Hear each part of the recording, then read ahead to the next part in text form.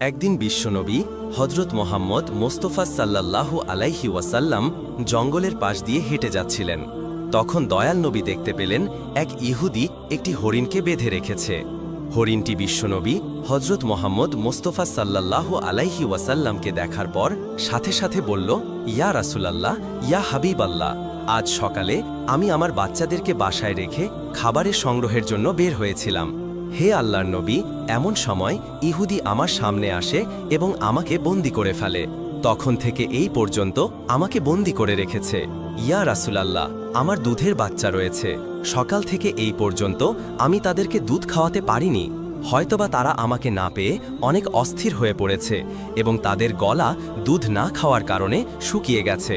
হে আল্লাহর নবী, ওগো আল্লাহর হাবিব, আমি শেষবারের মতো আমার বাচ্চাদের সাথে একবার সাক্ষাৎ করতে চাই। দয়া করে আপনি এর একটা ব্যবস্থা করে দিন। হরিণের এই আর্জে শুনে বিশ্বনবী হজরত মোহাম্মদ মোস্তফা সাল্লাল্লাহু আলাইহি ওয়াসাল্লামের অন্তর কেঁদে উঠল।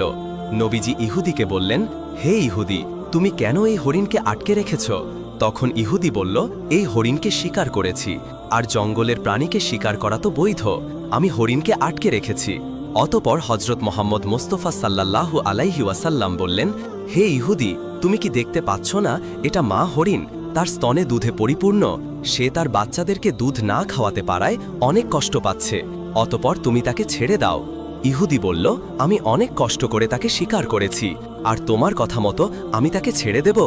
তখন বিশ্বনবী হজরত মোহাম্মদ মোস্তফা বললেন, তুমি তাকে ছেড়ে দাও। সে শেষবারের মতো তার সন্তানদের সাথে দেখা করতে চায়। তার সন্তানদের সাথে দেখা করে এবং তাদেরকে দুধ পান করিয়ে সে আবার তোমার কাছে ফিরে আসবে। বিশ্বনবীর এই কথা শুনে ইহুদি বলল, বনের হরিণ কি আপনার বাপদাদার সম্পদ, যে তাকে একবার ছেড়ে দিলে সে আবার ফিরে আসবে? শিকার করা প্রাণী আজ পর্যন্ত ফিরে এসেছে, এটির কি কোনো নজির আছে? বিশ্বনবী হজরত মোহাম্মদ মোস্তফা সাল্লাল্লাহু আলাইহি ওয়াসাল্লাম যখন দেখলেন ইহুদি কোনোভাবেই হরিণটিকে ছেড়ে দেওয়ার জন্য রাজি হচ্ছে না, তখন দয়ার নবী মোহাম্মদ সাল্লাল্লাহু আলাইহি ওয়াসাল্লাম ইহুদিকে বললেন, হে ইহুদি, তুমি হরিণটিকে ছেড়ে দাও, তার বিনিময়ে তুমি আমাকে বেঁধে রাখো। হরিণ যদি না আসে, তারপর তুমি আমাকে সারা জীবন বেঁধে রাখবে।